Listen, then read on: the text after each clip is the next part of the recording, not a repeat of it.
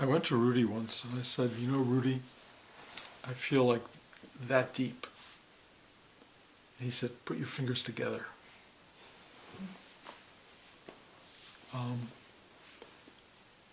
He was very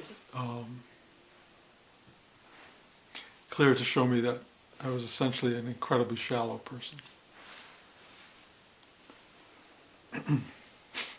I didn't think I was a shallow person.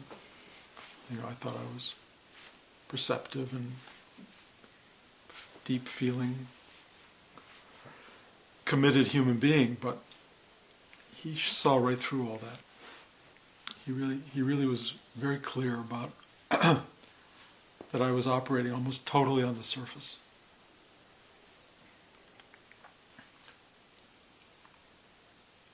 And I didn't know what to make of it.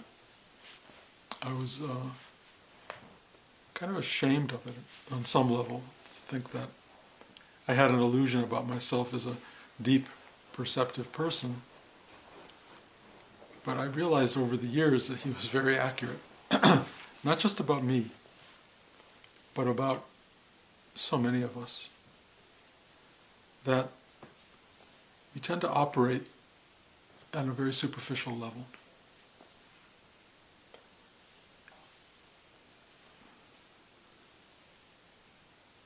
We claim we want something out of life. And it's usually a relatively abstract thing, like happiness, contentment, success, satisfaction, fulfillment, all of those words. But the claim versus the action to get them is often very disparate.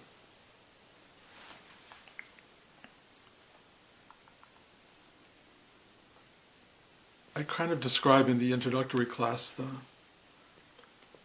third eye as a place of kind of wanting things, and the heart chakra as a place of desiring things, and then the navel chakra as a place of need. And that in order to become effectual in the world, you need want, wish, and need to function. And that so many people that I know have a kind of a want, a kind of a wish, and in many cases very little need. Or if they do have a need, they don't engage it.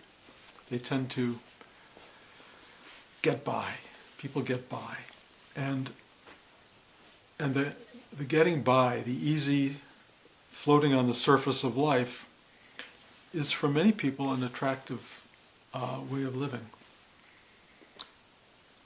It doesn't have to deal with a lot of profound understanding about life. It doesn't have to deal with really deep feelings about life, and you don't have to engage life so much that you might actually find pain or frustration or obstacles. You just kind of go through. Now, that doesn't describe everybody, and it may not describe any of you who are here or listening or watching, but it might. The secret, so many secrets in practice, or so many people talk about secrets, but certainly one of the great elements in spiritual and human development is called depth. Finding depth in yourself. Learning how to go deeper. So many of the riches of the world are hidden below the surface. Certainly things like the energy, petroleum that we need, oil, to run so much of what we do. Things like diamonds, buried deep, deep, deep within the earth. The pressure, the enormous pressures of the depth surrounding them is what gives the diamonds such extraordinary clarity and brilliance. On the surface, they're coal. They just look like coal, kind of black and dense. The idea of going deep used to perplex me enormously as a student. How do I go deep? How do I get there? And I know I used to meditate, and I would sit and take a breath and try to go deeply into the various chakras, particularly the heart chakra, And I would just try to sit in there and try to feel my way inward. And over the course of time, I began to discover that there was a journey to be had. Rudy's teacher, Swami Nityananda, said, "Go into your heart and roam." And I started to find that as I went inside it, there were these riches. I would call them riches of feeling. I would go deep inside, and I started to find these things that were sparkling, sweet, aromatic, joyful, even places of incredible bliss, pools, if you will. I discovered these huge pools, lakes, even maybe oceans of joy floating deep inside me. And even as I went into those, something would drop out underneath them, and there was something greater, bigger. And I kept being surprised. I kept going deeper and deeper, not because I wanted to, but because the attraction became so powerful. The pull toward depth became something that I hungered for. But in order to go there, I had to let go of the familiar, the comfortable, the superficial assurance that I would be okay. I was always kind of afraid on my journeys, and yet drawn to them. And in time, I really started to feel myself entering depth. I think I've told you this before, but Rudy once said to me, "Bruce, when you first came to me, you were like diarrhea. Now you're a solid turd." And I thought that was such a compliment. I was so grateful to have arrived at solidity. But then the journey of my real expansion as a spiritual being took place after Rudy left. So I never had anybody to come and tell me how I was doing, really. But I could feel how I was doing. I could feel I was entering into places of extraordinary richness, clarity, simplicity, essence, if you will. And that was just in my heart. In my mind, I started to see things. I started to see life. I started to see a little bit like those guys who write columns in the newspapers or editorialists, you know. I started to look at life like, oh, it was kind of critical thinking. It isn't just what it appears to be. There's something underneath the surface of that. There's a deeper truth to it.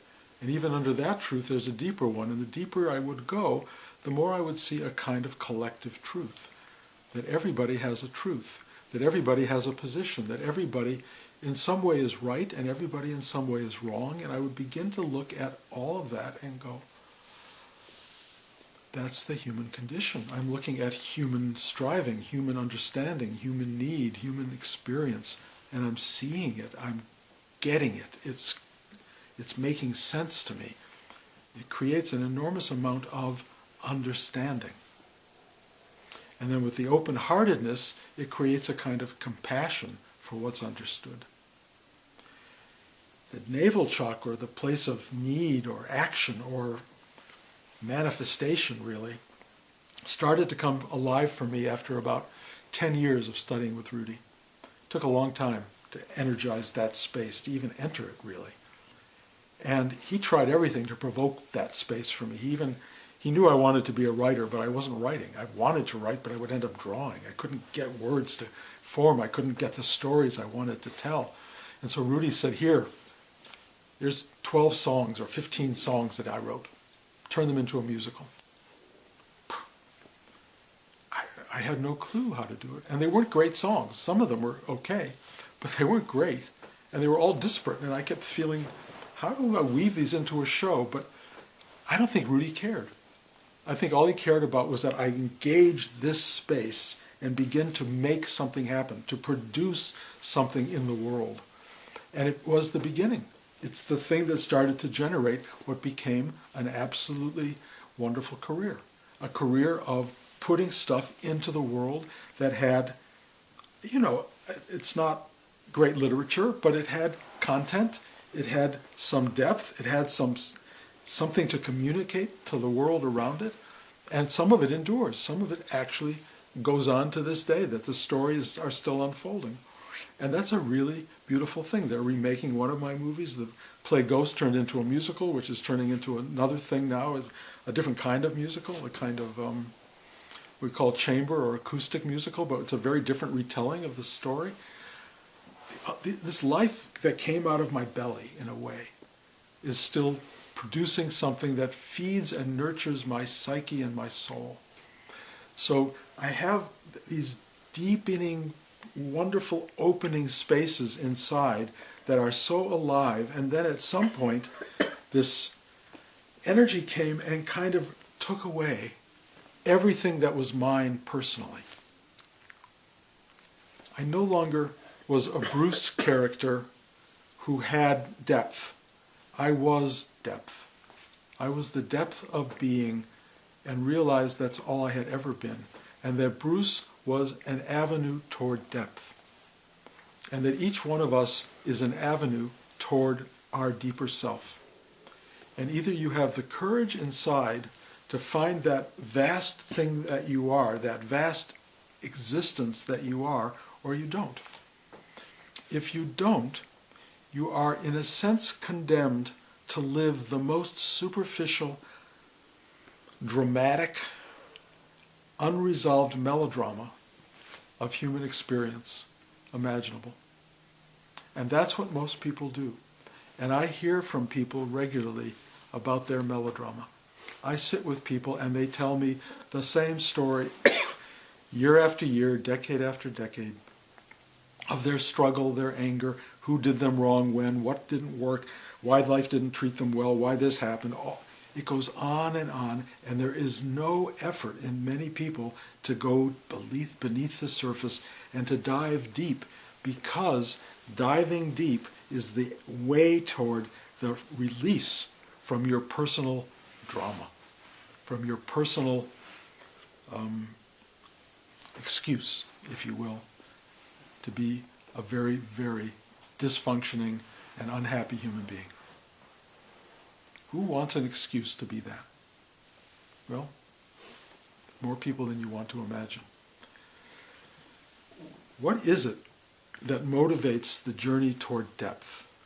What is it that keeps you from swimming on the surface, from enjoying the real, liberating ocean of being that you are? Well, fear is a good one. Lack of knowledge, nobody even telling you that there's a place to go. Satisfaction with very little, or being totally involved in the surface distraction. Surface distraction is really where most of us live. Not only do we live in surface distraction, life caters to it. It gives us television and movies and music and so many different things to keep us involved in other things. The great stuff, the really great literature, the great film, the great music, the great anything, it achieves greatness because it has depth. Because you start to read a novel that takes you into a place you've never been before, that goes deeper and deeper into the human condition. And for many people, reading novels is the only access point they have to the depth of themselves. But then, of course, they're entering the depth through somebody else or another person's story. So a lot of people keep going back to depth through artifice. But it's okay, because it's still depth, but it's not your own depth. Music. You listen to great music, and what does it do to you? You sit there, first of all, you're sitting still and quiet usually, or maybe driving. But this music just starts to go in, and it goes deeper and deeper, and it starts to touch emotions. And these emotions start to open up, and they start to reveal pools of depth in you that you didn't even know were there. And suddenly, if you're lucky, you fall into one of them, and you're just going down and down and down and going, oh, and it's so exquisite. And you go, wow, what a gift. And Great theater, when you go to great theater, or you see great art, suddenly you're just taken over by beauty, and beauty is one of the things that arises from depth. Beauty has superficial resonance, but its core being is way, way down inside you. Finding the way to depth is crucial, but what if nothing tells you to do it? What if nothing encourages you to do it? Well, one of the really complicated gifts of human life is called suffering. Suffering and pain. One of the things about real suffering and real pain is that it has depth. It comes from places we do not want to visit.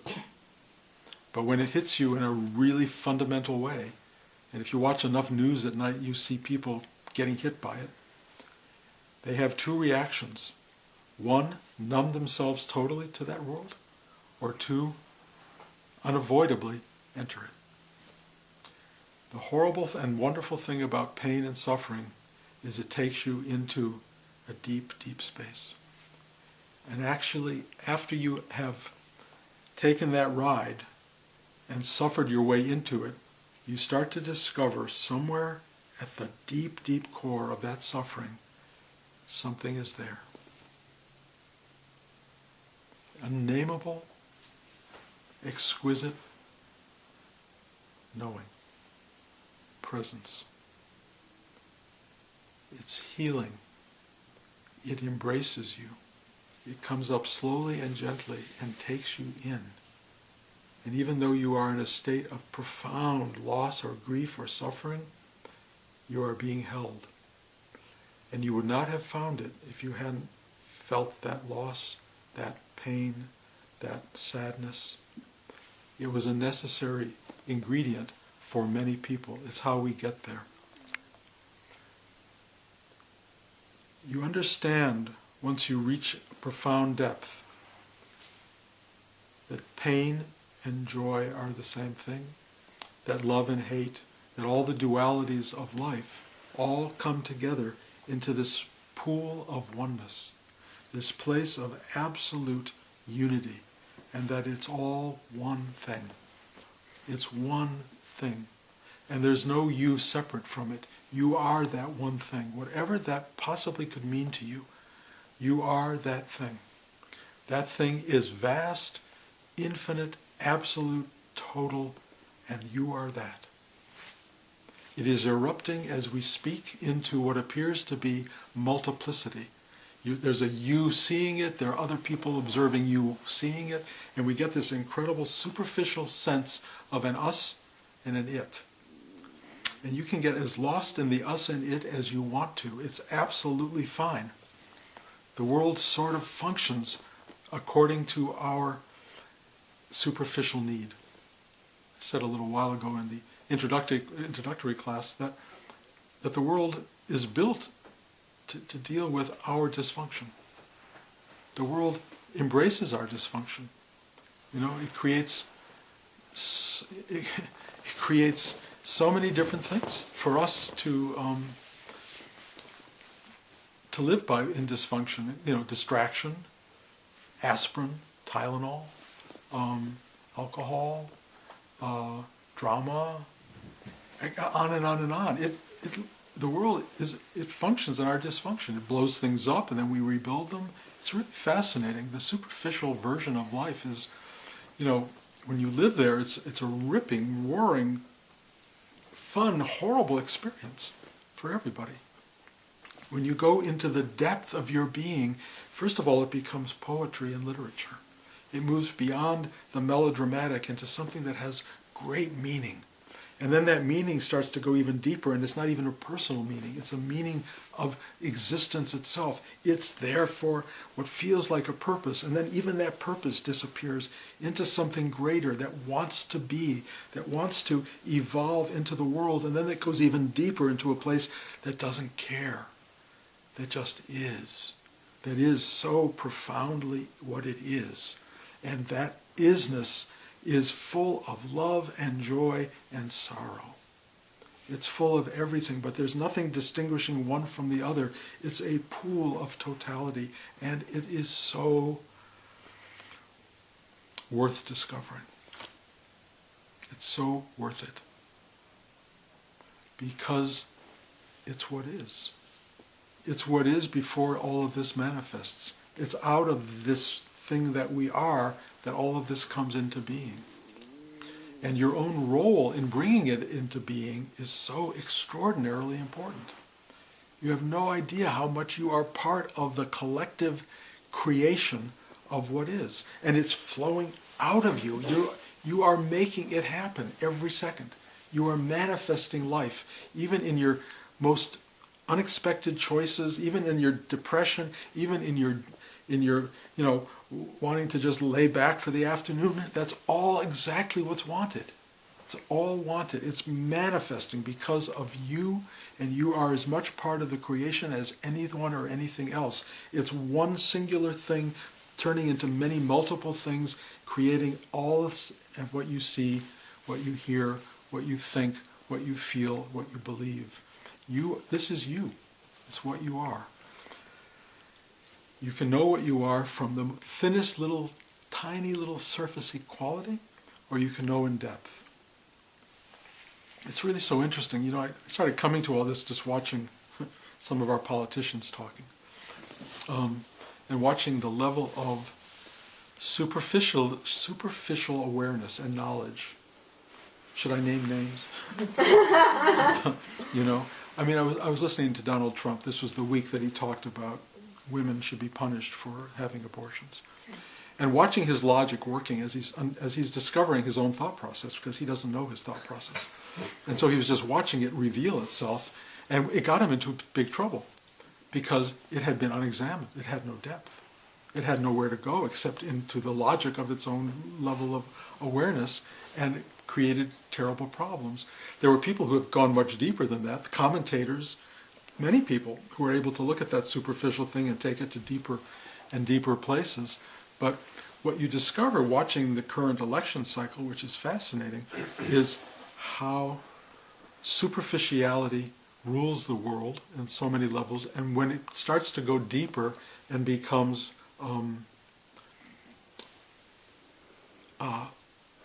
more profoundly perceived, it actually starts to move toward good judgment. It can move toward rational thought. It can move toward feeling for the welfare of the masses or the people. There's something you so want somebody in a position of leadership to have depth. Why? Because we need we need to be governed by that in the outer world, and you need to be governed by it in your life. So if the outer world betrays that, as it appears likely to do on some level, then you have to take charge. You have to govern yourself from depth. And if you're not feeling depth, if you're living your story over and over and over and over, suffering the same thing today that you suffered 20 years ago or 30 years ago, you're not doing the work. You're not doing it. And something in you has to wake up to that truth. And it's painful to think, I've been meditating all these years and I'm still suffering the same stuff. If you're suffering the same stuff, you're not doing it. Your job is to dive deep, to go in, to ask for help, to surrender your story, your drama, your affinity for and attachment to all the stuff that messed you up. Everybody has stuff that messed them up. Everybody. But holding on to that is stupid. Letting go is what meditation, at least what we do here, is about. Let go.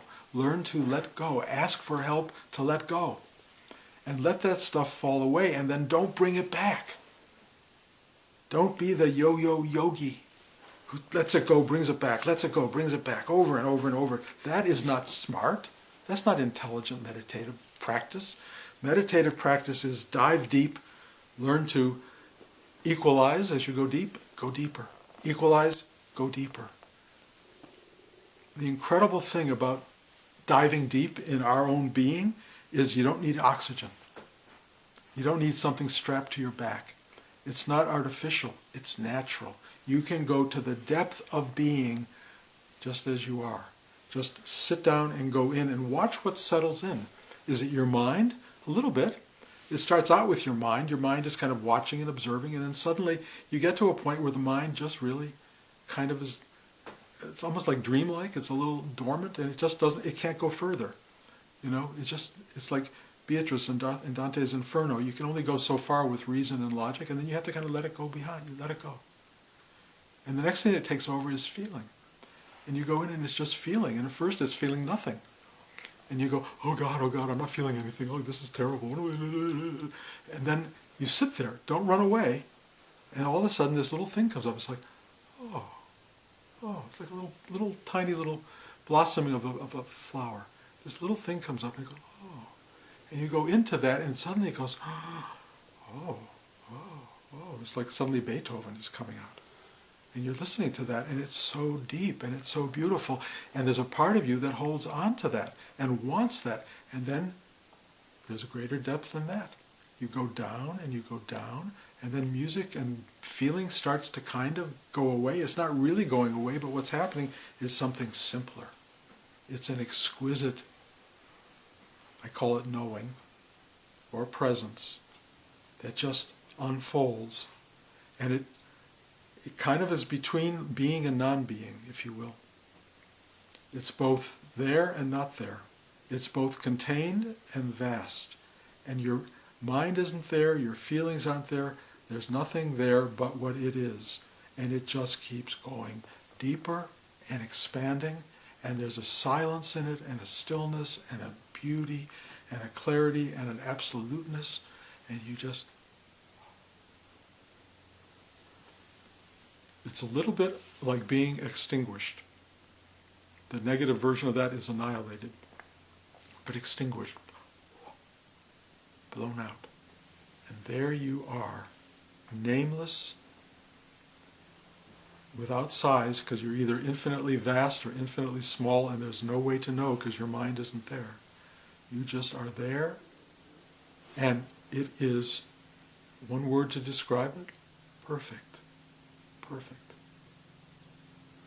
as it is. And then out of that, suddenly there's a return to the surface, with the miracle being that you're back on the surface, but you haven't lost the depth. You're on the surface, connected to what you are. And there's this extraordinary vision of everything that has arisen from that. And yes, it's still seeing itself through your eyes, and hearing itself through your ears, and knowing itself through your breath. But all of that comes up, and you realize with such awareness that you are the witness to the miracle of what has arisen from that space. Life. So, I guess all of this is to encourage you to go deep. Find your depth. Don't be satisfied living on the surface. Find the thing inside you that trusts what I'm saying, and I hope you find it. I mean, to me, I only sit here to help you do that. That's all I care about, really. I'm not here to, I don't need you, exactly.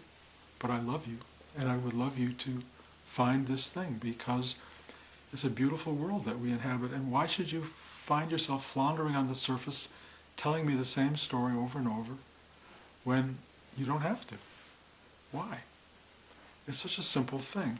And like I say to everyone who comes to class, I say, look, you know, if you don't find it here, find it elsewhere. I don't care. I don't care where you go. But find this in yourself. It's not, you're not going to find it through me. You can't sit in me and go there. You can't find it in Buddha, even in Christ, you know, and all the great teachers, you know. Yes, you can listen to them, but all they're telling you is what I'm saying. Kingdom of heaven is within. Go within.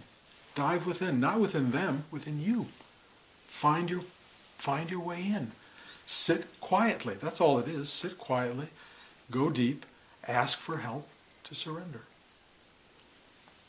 Go through the deepening of each chakra, and you will find anything and everything you've ever wanted, and a lot more.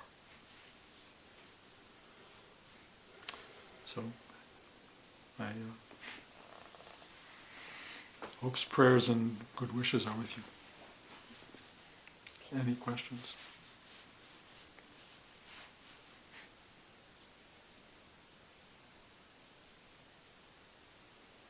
Remember, we're all like this. Just do that. Okay, thank you.